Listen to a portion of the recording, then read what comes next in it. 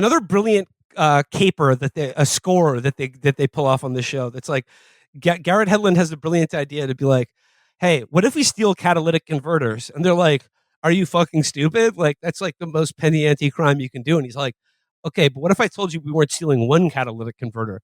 We're going to steal a dozen of them. And they're like, hey, oh, that's $200 each. Think about that. Think about that. Think about all that. Think about all those clams in your pocket. I love that Taylor Sheridan put the catalytic converter storyline ripped from the headlines into the show. You know, Taylor Sheridan, I can tell that Taylor Sheridan is he follows the crime blotter. I'm even more surprised that he made the protagonist do it.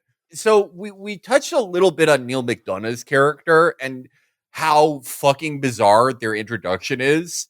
The scene where like Dwight and Tyson and everyone go to the casino, and like the reason they're going is because Dwight's like, I think you're supposed to meet inspirational people that inspire you to do. He wants better. the Lincoln build with entrepreneurs like himself. It's so weird. Like he's not he makes everyone in his crew buy an individual outfit so they can go to a charity gala at Neil McDonough's house, and they're like, hey, we gotta make a good impression.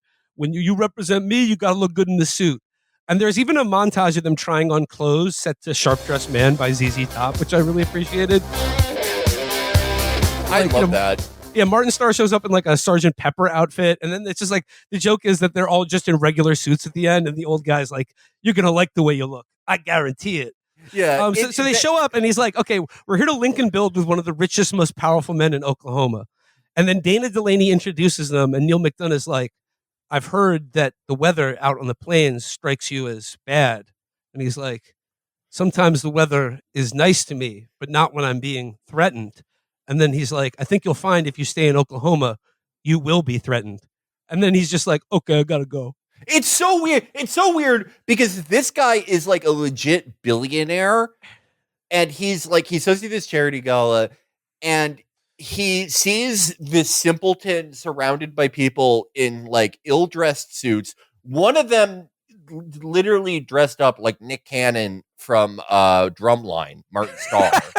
And he's like, oh my God, this simpleton who steals catalytic converters and sells CBD on an app.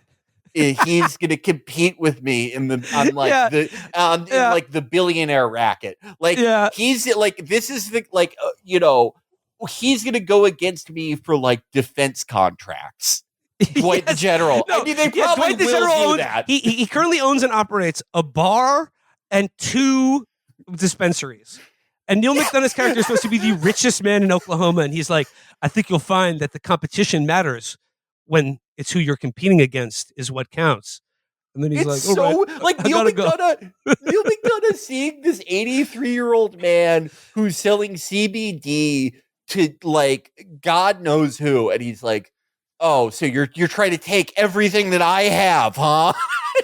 I know. In the same episode, they're stealing a dozen catalytic converters out of a car dealership to like, hey, this is our big score. But then they're always business minded. It's not just that you steal the catalytic converters, then you give it back to the car dealer. You give half of them back to the car dealership and then buy the car dealership.